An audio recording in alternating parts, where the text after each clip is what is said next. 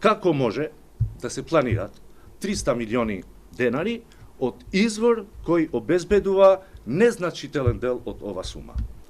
Од каде реално ќе дојдат овие пари?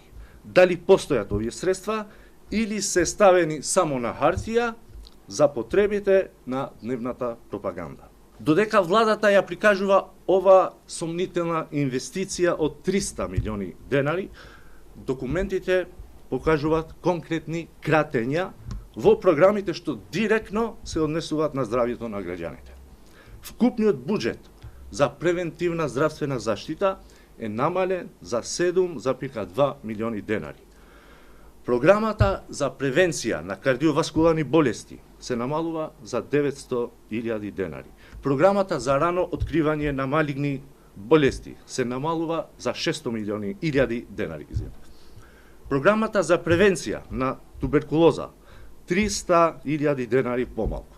Системските прегледи на учениците и студентите 500.000 денари помалку. Средствата за примарна здравствена заштита се намалуваат за 3,25 милиони денари.